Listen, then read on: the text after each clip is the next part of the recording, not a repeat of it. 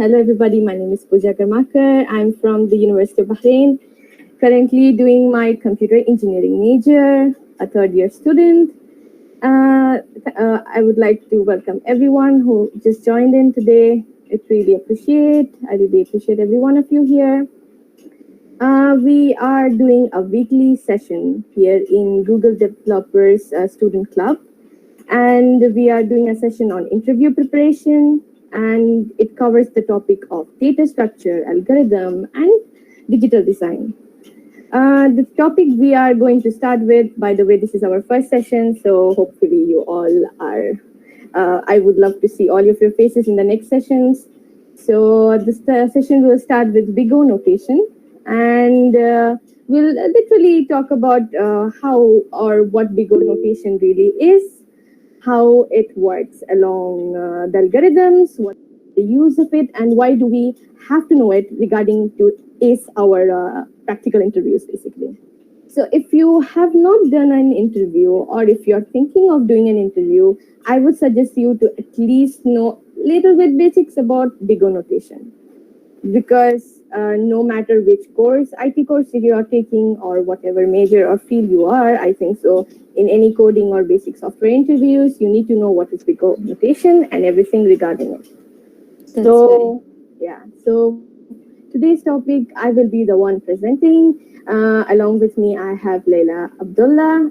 Leila, would you like to introduce yourself? Yes, thank you, Pooja. My name is Layla Abdallah. I'm actually an information systems graduate from University of Bahrain and also a full stack developer. You can follow me and the following LinkedIn link.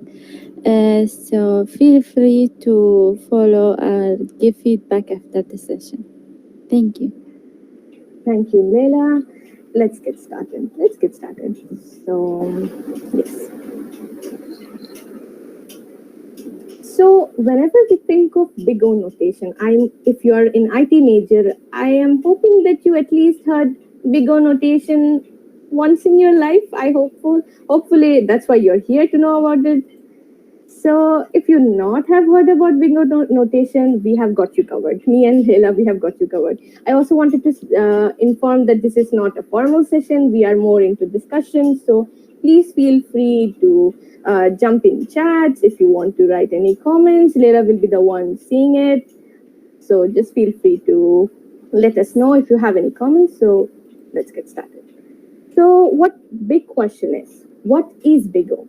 What do you think big O really is?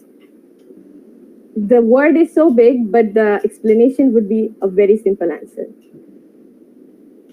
It is nothing but a simplified analysis of an algorithm's efficiency.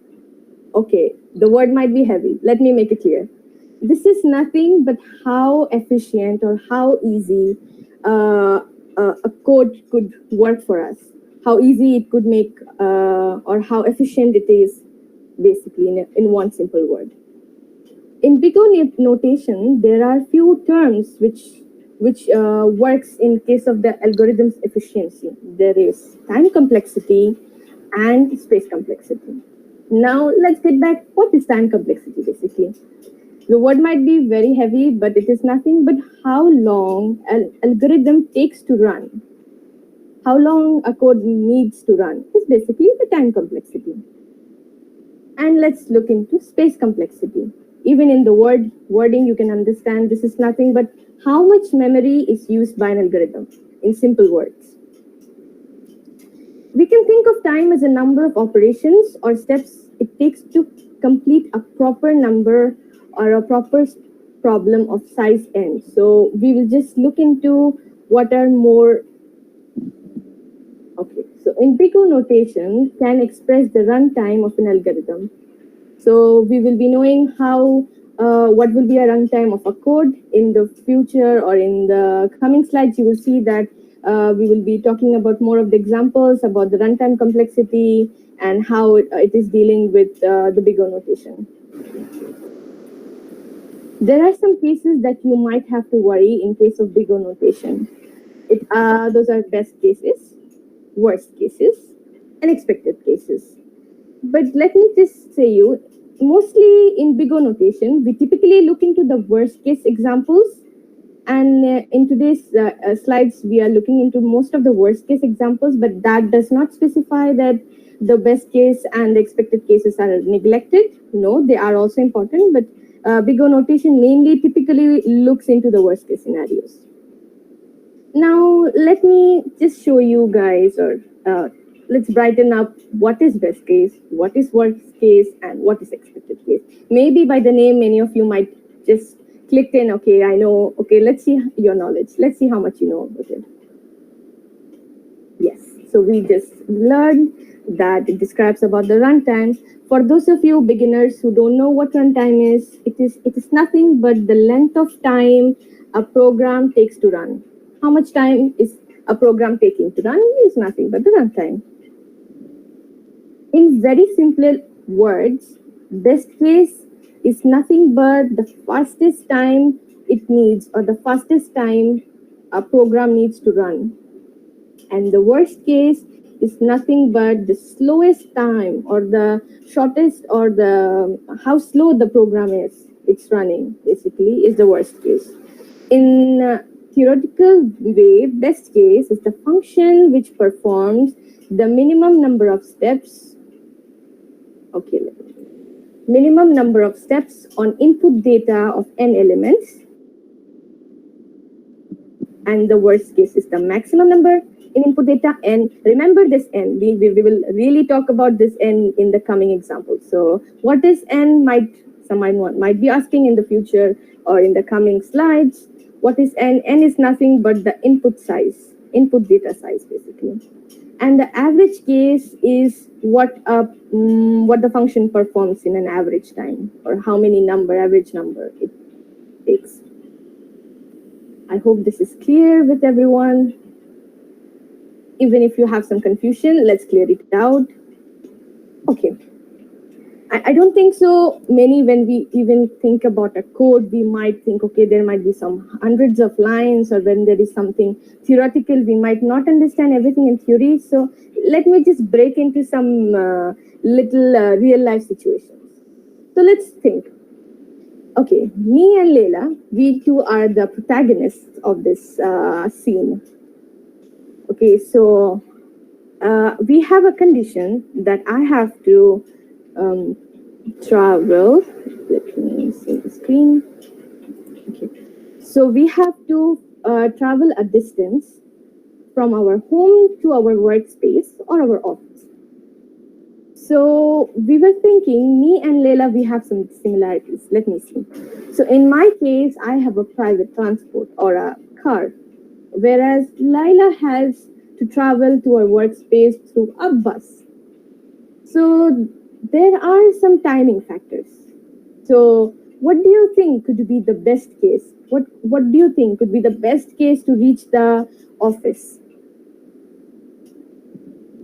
So let me just say, I think so the best case would be that, okay, I'm not late for my work, I have enough work to travel, and I have my own car.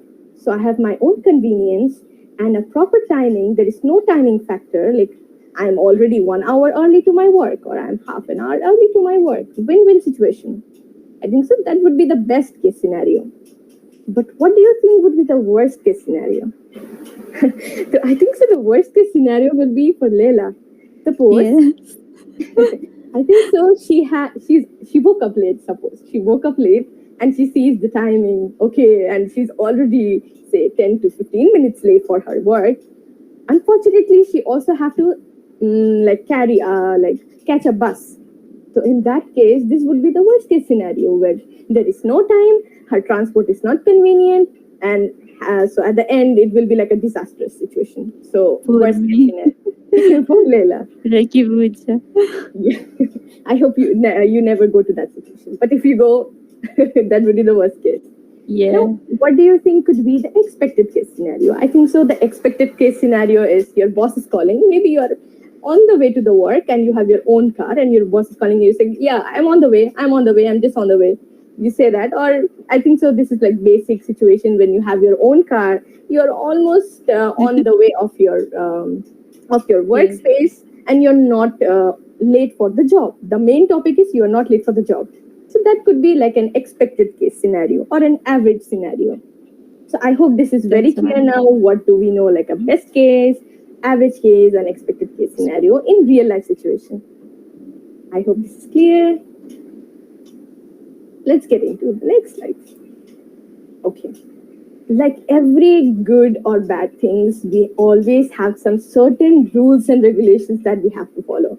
And big O notation is literally not helping us here because it also has certain rules to follow in case of building the efficient algorithm. So let's look into what are the rules. The first rule is we will ignore the constants. Now you might think, what do you mean by ignoring the constants? Let me show you an example. Okay, so there is a number which is multiplying 5 with the n. Remember what is n? N is the input data size. So suppose the input data size n is way larger than the 5. So will you even consider the 5 that day? You will not. Why will you not consider 5 anymore? Because n gets larger, so 5 does not matter anymore. So in those kind of situations, we will literally say that as a big O of n. As big O of n. We will not consider the 5, ignore any kind of constants, and just say that algorithm or the runtime as big O of n. Let's let me. And the second rule is we also have certain dominant terms. Some powerful terms in my word, I say powerful. We have some dominant terms and some low order terms. So this is a list. Don't worry, we will go through each of them, but just look into it. This is like a list where big O of n factorial is the most dominant one, whereas big O of 1 is the least dominant, or the low order terms. And also, there is a side note, we will always ignore the low order term. Now, you might think how to ignore, how we know that this is low or high order term. Just remember this list. I think so. This list would be like a helpline for all of the students who is learning big O notation. This is basically that suppose you have big O of 2n, 2 to the power of n, and you have big O of n factorial. Now you know which is higher. Is the one at the left superior or the one at the right? Obviously, the one at the right, according to the list. So don't worry, we will go in deep about the orders in the next coming slides. And we also have a visual to show you. So let's get into it. Okay. Let's start simple and easy, just so everyone is familiar what is happening. Okay. Now, first we will start with the constant time. What do you mean by constant time? This is nothing but big O of 1. This is nothing but the big O of 1. If you go to the theoretical part, it is that it takes a constant time to run an algorithm regardless of the size of the input. That means, in my word, is doesn't matter what your size of the input is. It does not matter. You don't consider the size of the input when there is an algorithm or a statement of code which has no comparison or no mention of the size of the input. Just put it as constant time. Just put it as big O of n. So that's it. Let's see. I think so. We all love real life situations, like how to deal with coding with real life. So let's look into one more example. The bookmark. If you know me, I'm a big book enthusiast, just saying it out there with my presentation. So let's look into a real life situation of a bookmark. We know bookmarks are a great example of how constant time would play out in a real world. What does a bookmark do? Bookmark allows the reader to find the last page that you read real quick, right? You just know the last page if you put a bookmark in your offline PDF or your online book. So you just know that way. So in the bookmark scenario, it does not matter if you're reading a book that has 30 pages or a book that has 1000 pages. In this case, let's consider a PDF. Whenever you are in a PDF, you're reading a PDF of a book, you put a bookmark. It does not matter if you have a fat book which is like 1000 pages long, or if you have a 30 pages long book. It does not matter. Why? So because that's the condition. That's the condition. It does not depend on the inputs. So I think so this would be like a best example of a constant time application. Let's see some codes and try to understand more about constant time. Let me show you this. This is not exactly a code, but a statement. What does this statement say? This is just a basic statement where we have to compute the value of x, a basic mathematics line. So it says x equals to 5 plus 12 multiplied by 6. If you see, there is no mention of any input in this particular line of statement. So this is independent of a, n. What is n again? Input data size. So it is independent of n, so this is a constant time. Okay, let's see this. Don't worry, this is also a very simple line sequence of statements. In the first line, we have to find or compute x. Second, we have to compute y, and it's just a simple print statement. Okay, one thing you have to remember that print statement is also a constant time. Maybe you can just memorize this in case of whenever you see a print statement in the coming slides, just remember this is a constant time. It does not depend on any of your inputs. It's just gonna compute whatever there in the code. So just remember that. So in this code, big O of 1. So this one will also be big O of 1. Second one will also be big O of 1. And the third one will also be big O of 1 or constant time. So just summing it up here for you. So it will be what? 3 multiplied by big O of 1.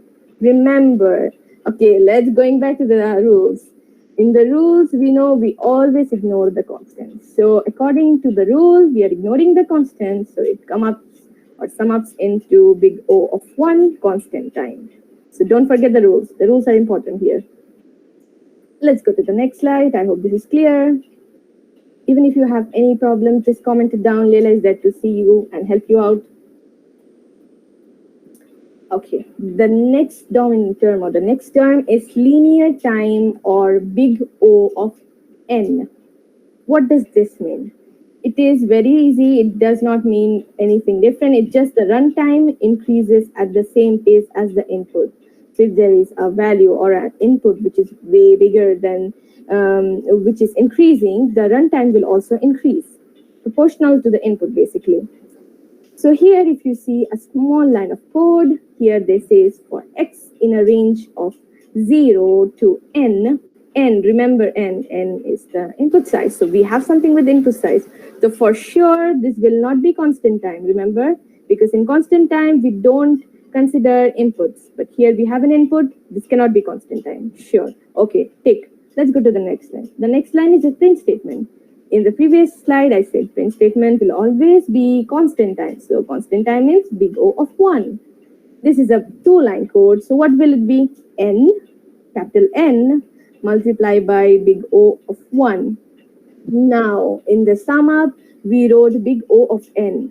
Now, someone might ask, why did not we mention big O of 1?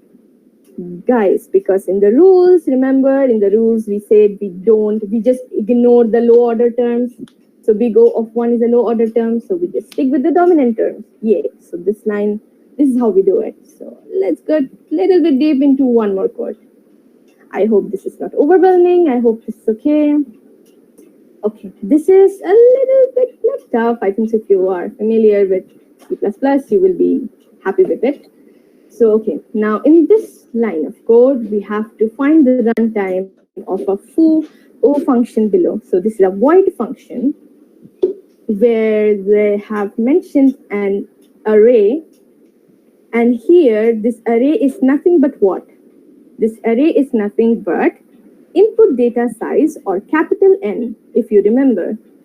So we have an input here of the input is nothing but an array over here or an input. Okay, so we have a sum which we declared that equals to 0, product equals to 1. And here, if you look carefully, we have a for loop. What is this for loop doing? It's not doing anything. It's just iterating or looping over the array. If you see, we have mentioned that it's just looping through the array. See, array.length. What is array.length? Array.length is nothing but capital N, as you remember. because this is, they are mentioning the length, so it's just the size of the array. So this is capital N. So in the first for loop, it is looping from the array and just summing the values.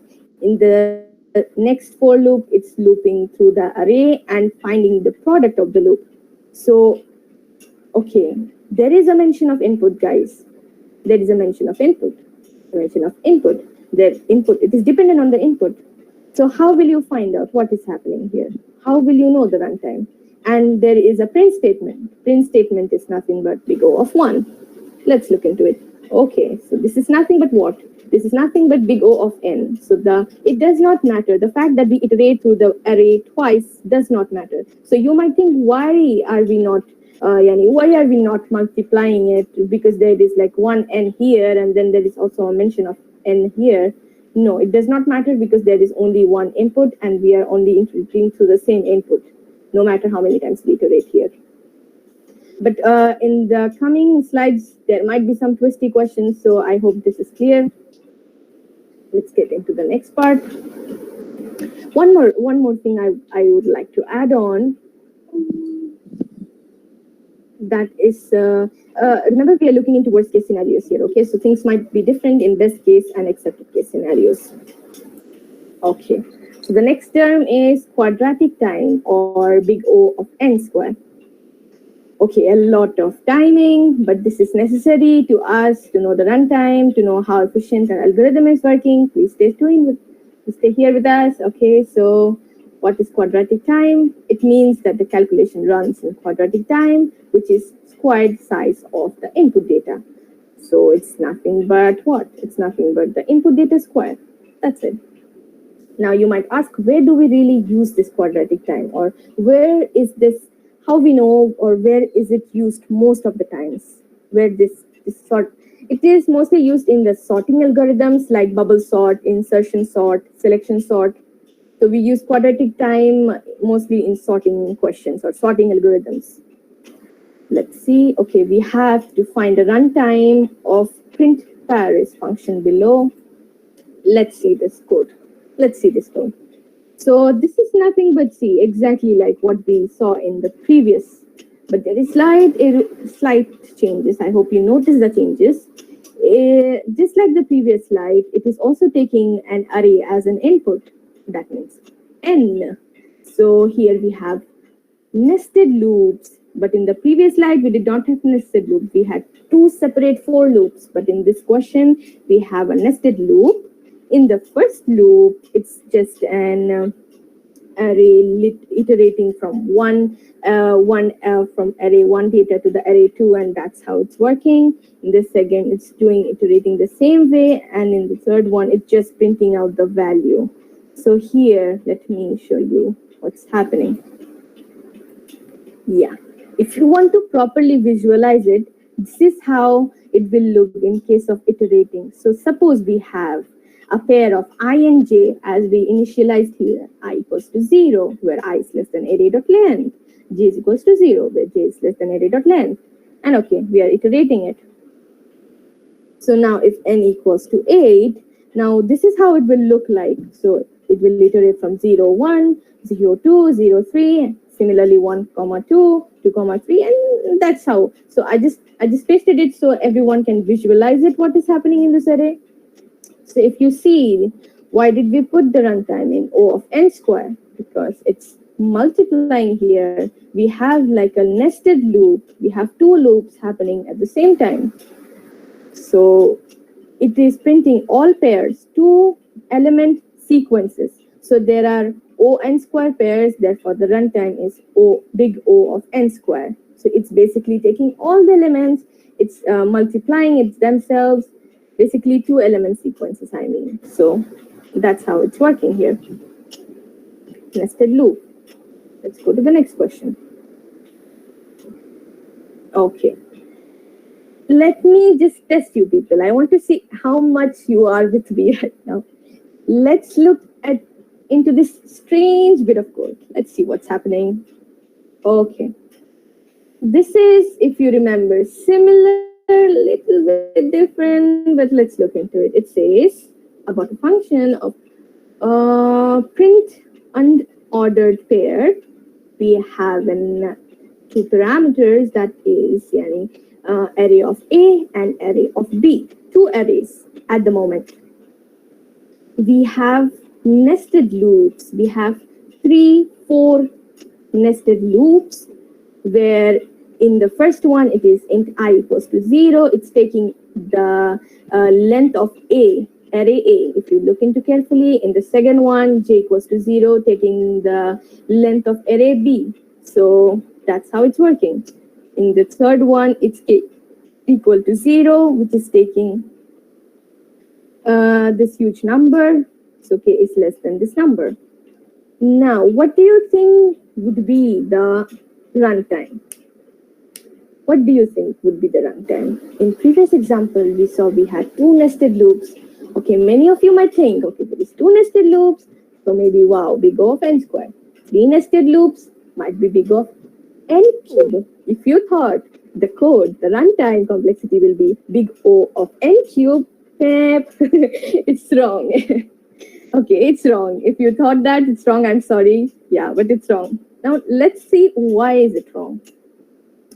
If you look carefully in this below chunk of code, this one, I just wrote it here. The same thing I have written it here. What it says, int k of 0, where k is less than a number. Okay, this part does not depend on the input data or the n. So what do we know? If it does not depend on the input data or n, it's nothing but a constant time, right? I hope this is clear now. So this is nothing but a constant time. So we have big O of n. This chunk of code will be big O of n. This one will be big O of n. This one will be what? Big O of 1. So it's just nothing but the multiplication. Big O of n multiplied by big O of n multiplied by big O of 1. So we know we will ignore the low dominant term. So what we have? Big O of n squared. Okay, listen. Big O of n squared. But did you see what is my runtime here? I wrote big O of a dot b. Yeah, let me say you why we did not write big O of n squared. If you carefully see, we have used 2 arrays here, array A and array B. And both of these arrays did not specify if they are the same, they have the same data or not, or if their size is the same or not. As they did not specify us, so we will just simply consider that the size of array capital A is nothing but A, small letter a, and the size of capital B array is nothing but a small letter b, and just multiply it. So don't confuse yourself and write big O of n square. Nope, because they did not specify. If they did specify, we could just simply write big O of n square. But these are 2 different arrays and they did not specify the side. Let's go to the next. Yes. What do you mean by logarithmic time? We have a different one now. Okay, so big O of log n. This is nothing but big O of log n. Big O of log n means that running time grows in proportional to the logarithmic of the input size. Proportional, okay? So if there is some increase in the input size, the runtime will also increase. But see, now you might think, okay, what is the difference between big O of n and big O of log n? Because even in the log n, we saw it's proportional. But remember, there is really barely slightly change in the runtime. There is not the same change. But in case of big O of log n, they were the same changes. The meaning that the runtime barely increases as you exponentially increase the input. So there is some slightly mini change, not a huge change, almost ignorable change. So let's see. Let's look into a binary search. I don't know if everyone is familiar with binary search. So let's look into some conditions first. These are the conditions.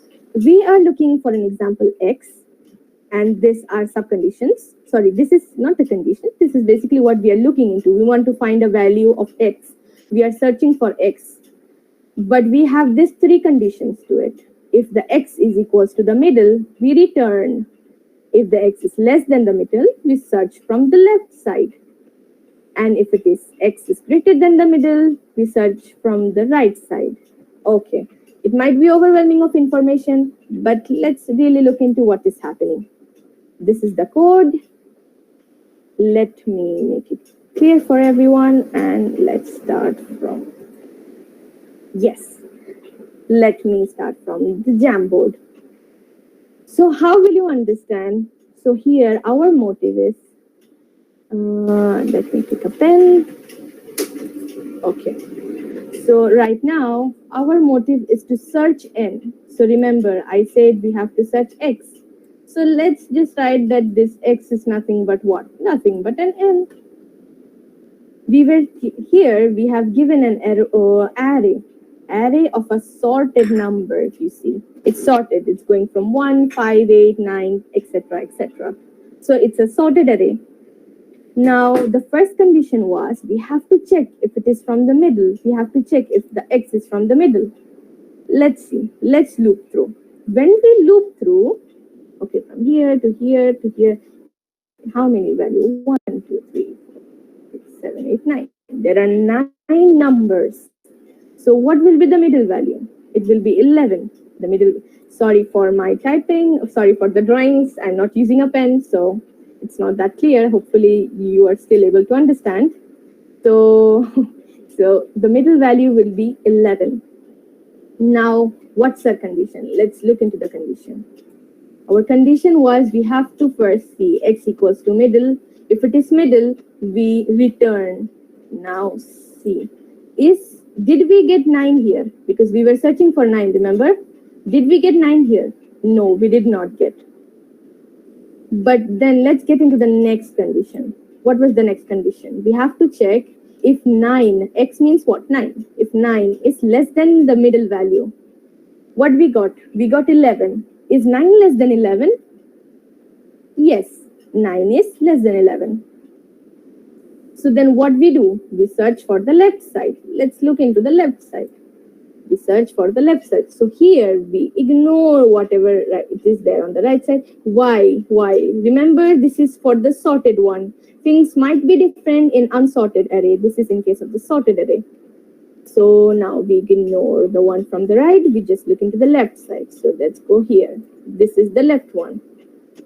What is there? Just ignore this part and we go. Again, we will look into the middle value. What is the middle value? It's 8.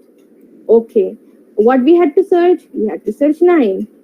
So is 9 equals to the middle value? Nope, it's not equal to the middle value. Is 9 less than 8? Nope, it's not less than 8. So what happens if it is not less than? If it is not less than, because 9 is greater than the middle value, that is 8, we search the right side. So let's look into the right side. When we look into the right side, so we forget whatever it is in this side. We just only look into the right sides. In the right side, we have what? 9, 11. And here. And in this code, we finally compare and we see, yes, we have the middle value. We have the one we wanted to search. And that's it. And we just return the value. See, if you remember the code, if we find x equals to middle, we return the value. So we return the value. If you notice, there were 9 elements in the first try. In the second try, we came up into the 5. Or we were searching for the whole thing and we divided the whole thing into half, right? We searched for the whole thing, we divided the whole thing into half. And again, whatever was there here, we divided back into half. So this is like what? A breaking down. We can see a breaking down. There is like a whole level and the level is keep on decreasing. What does that mean? Let's see. So here, what is exactly happening? If you see, when you see a problem where the number of elements in the problem space gets half each time, it's getting half each time. Each time we are iterating, we are looking into the array, it's getting it half, and there is the runtime is also going on, but we keep on dividing the sets and keep on dividing the array. that's how you likely know that that's how we find the logarithmic time. This is one example of how to know or what really is happening in the algorithm. If you see an algorithm or an array which is getting half each the time, it is nothing but what? Big O of log n. Let's go to the next one. I hope this is clear. Yes. So we have some example questions. I would like Leila to jump in with this, and she would love. I think so. She's here with us. Leila Yes. would continue from this side. Thank you, Okay, Pooja. you're welcome. Thank you so much. It was very clear and details.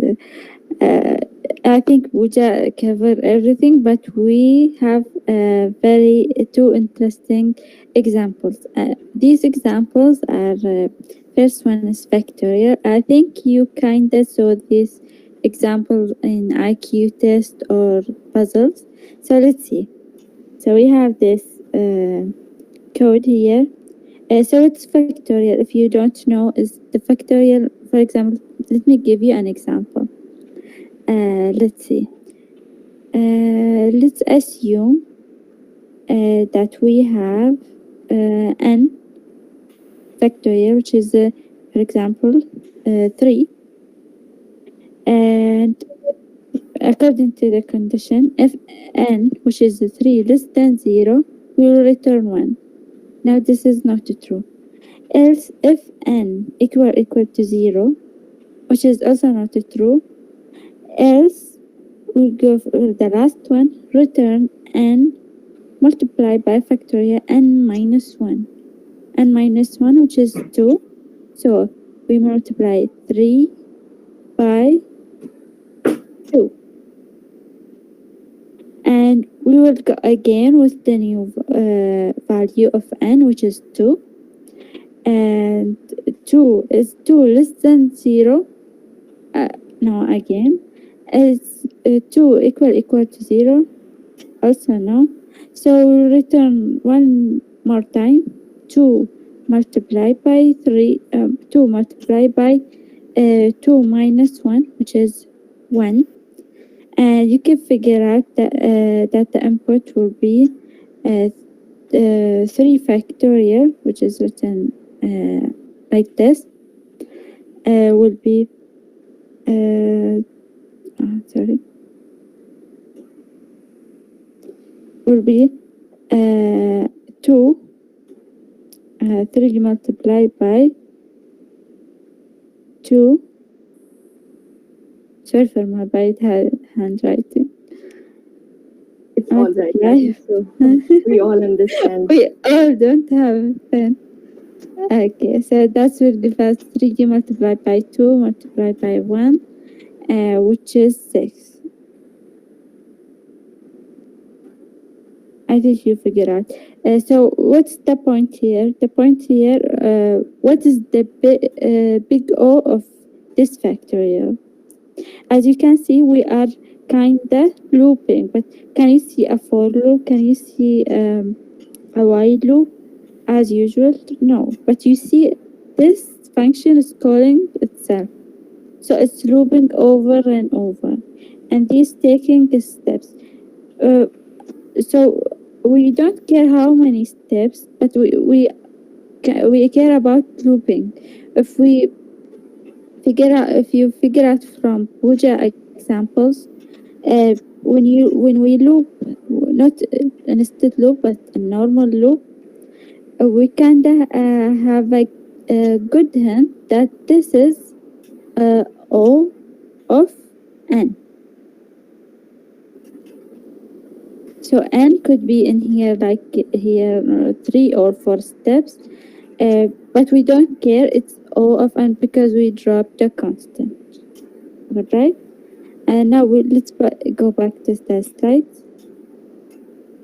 And as you can see here from this visualization, here we have example 4, and these steps, you can see if each level as a step, each steps will take an n, and we call this O of n. So let's go for another example so you can understand. This is actually a very interesting one. I hope you know the Fibonacci number. The factorial was multiplication, right? So Yeah. the Fibonacci number is actually the addition of the previous number. So let me jump to the jumper so you can see what I mean. Here we have Fibonacci of n. Let's say it's again maybe 3. Say that n equal to 3. So if n, which is 3, less than 0, we will return 0. But that's not true. So else if n equal to 1, we will return 1. That's also not true. We come to the last condition. If you notice, we have the same one as the factorial, but this time we have two calls of the function.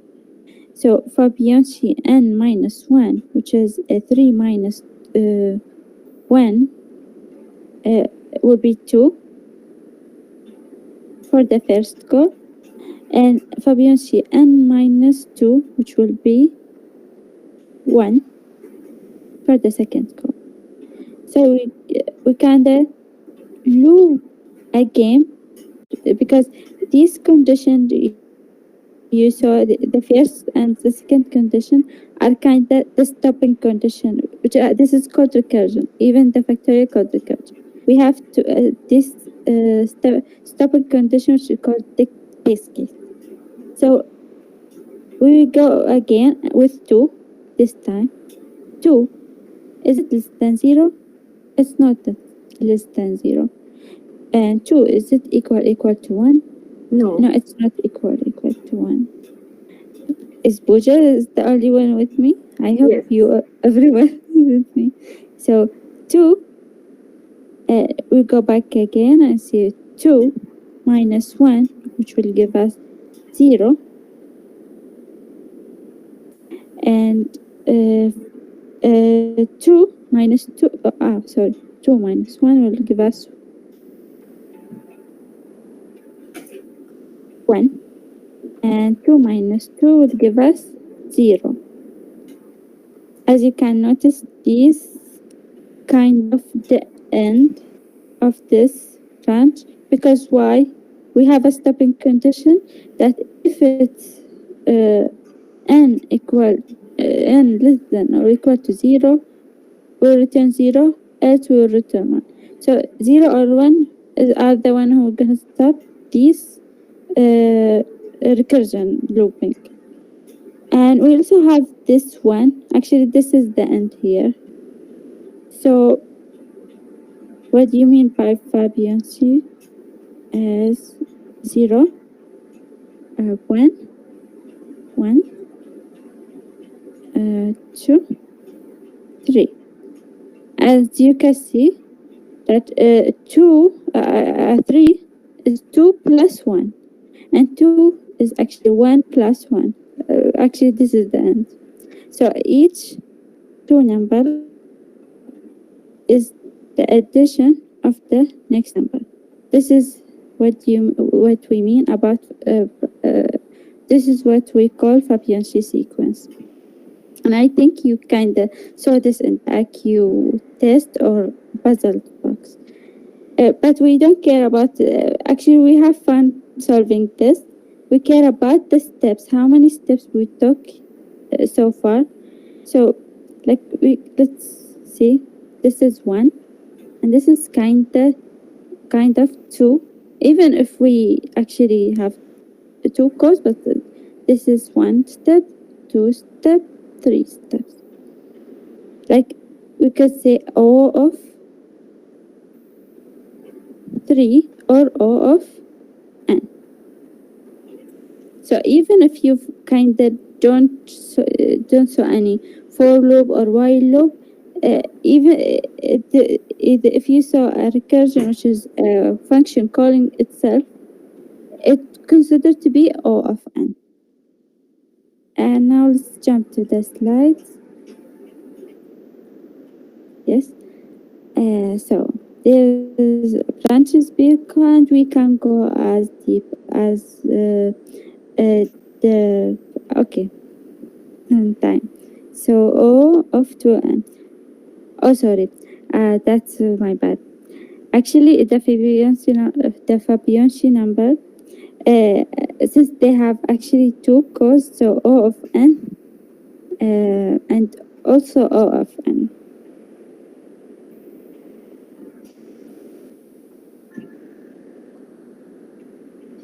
So we actually will have O of n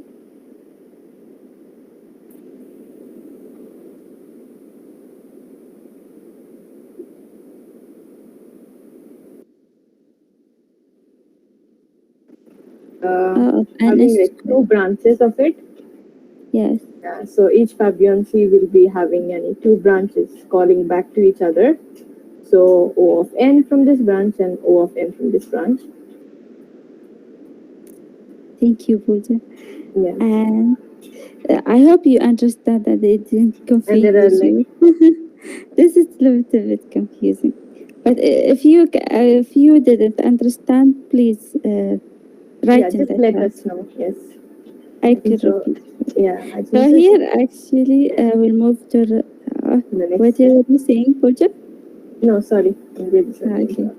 And now let's move to such an interesting thing. Here, actually, me and Pooja, we kind of teach you this whole thing about Big O, but actually, we are giving you a lot of cheats to cheat from, cheat Yeah, things. I think so. This will make the life easier for all the students Yes. or the person who is new or who wants to just like do a Yeah. quick work. So I think so. This This cheat is, sheet will help them. yes, absolutely. So you saw this cheat sheet is not only giving you here giving you the type of data structure, which is actually maybe in C++, Java, or JavaScript. It doesn't matter. So we have here different methods here: access, search, insertion, deletion. Uh, you can see here up there average, worst, I think so. I and think so because lack of time, we just have right now. We just mentioned maybe array. mm, We mentioned binary search tree, but there are like a lot of other a data lot. structures. Hopefully, if you stick with us in the future sessions, weekly sessions, I hope it will be very beneficial for everyone to know fully, totally about it. But today's session, we just took about array and binary search tree and little bit about others, right? Right, Leila? Yes, you're right. So you can see here the three cases that Pooja mentioned, the worst and the average and the best. And also you can see as the time complexity and space complexity. So you can cheat as you like. If you want the link for this, you can ask us actually, Yeah. or you can watch the recording and cheat. Yeah, I think so. If you watch the recording, it will be like mean the world for us. Okay, so we'll move to the next Next slide. slide.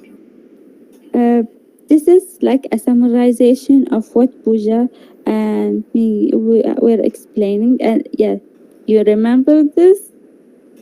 Pooja has say this order. So you can just show this O of one to O of n. So from the right, the higher order, to the left No. is Yeah. the oh, Yeah, you're okay, right. right. Yeah. Okay. So where is O of n in this graph? You can so I think you can see this, the Yeah. last one This one. with with log n. They are kind of the best thing because why they don't take they don't take that much time actually they have a constant time, sorry, and above that you can see actually it's when we move forward up there, like in the sequence here, Yeah.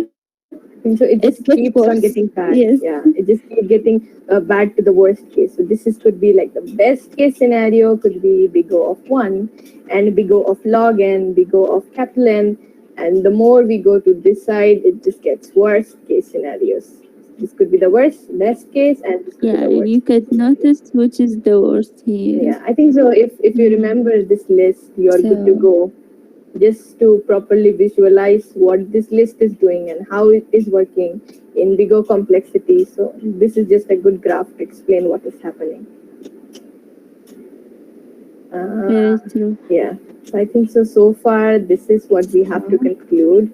So just remember two rules in what I wanted to add in is like we should always ignore, not always, but according to certain rules, we have to ignore the constants, and we should remember which are the dominant terms and which are the low terms in case of considering any algorithmics efficiency.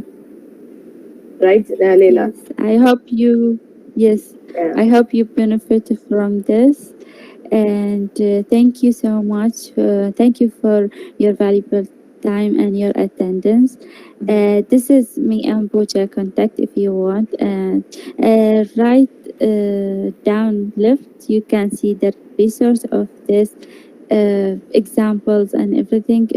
This is called Cracking the Code Interview, 6th edition by Kyle Well, McWill. yeah. You can search for it. And if you need anything, you can ask us. Yeah, I This think is so. If you need like, Instagram. My Instagram. yeah, this is my Instagram at it's me and books. I'm little bit into. Yeah, it's amazing. Thank you so much, Lila.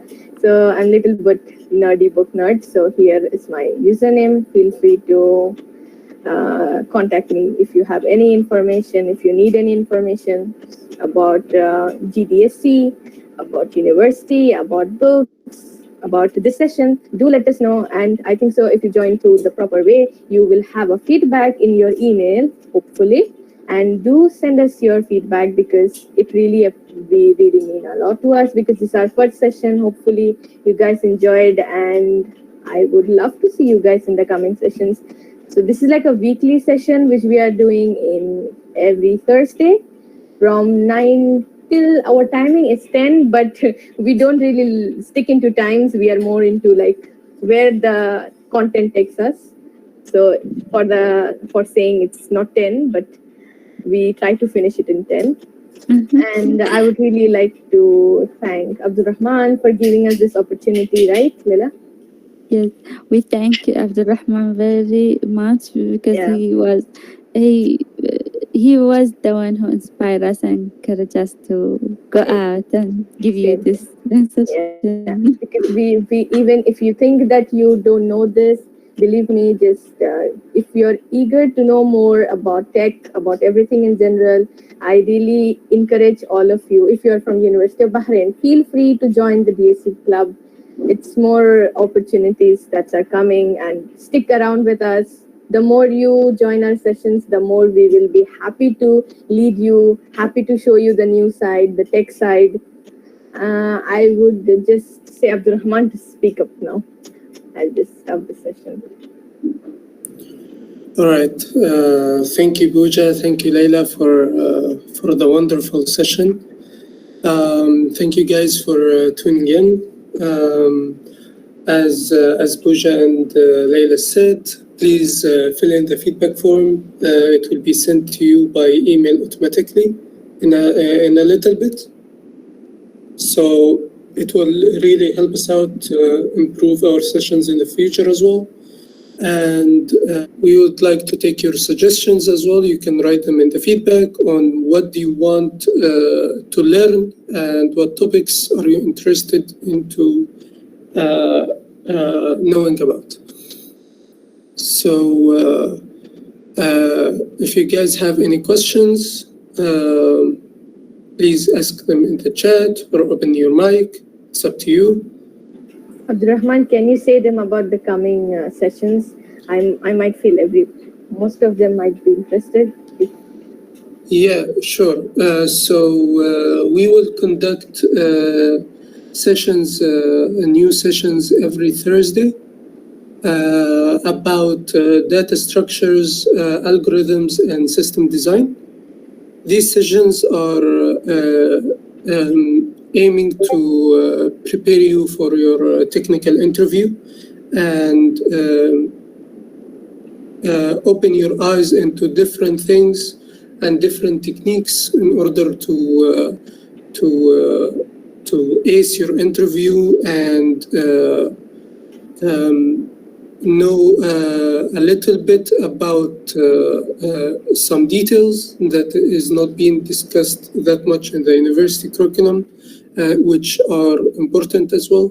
So I would highly encourage you guys to tune in every Thursday for interview prep sessions. Yeah, thank you, Abdurrahman. I think so. We have like a very different, interesting sessions coming up in the coming weeks.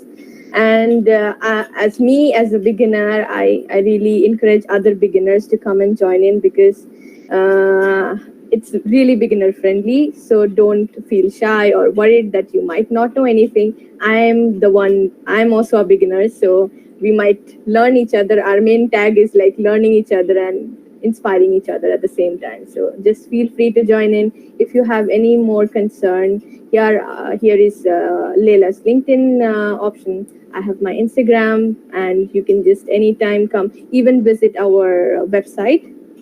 So maybe Abdurrahman, can you type the website? So just contact us. And yes, we really encourage learning together. So just let us know. Don't feel shy. This is like the first session for me. So if I blunder somewhere, I hope you guys understand. Same for Leila. This was our first session, and we are really happy that we conquered it. It's a proud moment. And I hope it's same for others. I hope this was enjoyable. You learned at least something new, something different, something that will literally help you in your interviews. And I hope if you're someone who is currently doing a lot of tech interviews, all the very best for that. I hope you do great, and we are proud of you. So yes. So thank you. This is all I have to say. Leila, do you want to conclude and say something? I just want to say, actually, we have sessions on weekends, so don't just stick to the we have a week session. So we have a Friday session also if you want to join tomorrow. Yeah, we have a session tomorrow as well. So it's basically like a go with the flow session. It's not a time limited session. We just pick up as random code, or we just do a random thing and we start working together. It's more of like a Twitch, if you know Twitch stream. So you just start doing whatever we find and then looking deep into it, finding the codes in the Google itself and looking into it. So it's a fun session, honestly. If you want to chill, just get a cup of tea or a beverage and just sit and watch us. Watch Abdul Rahman do the work. Even I'm not doing it. So Abdul Rahman is doing the work.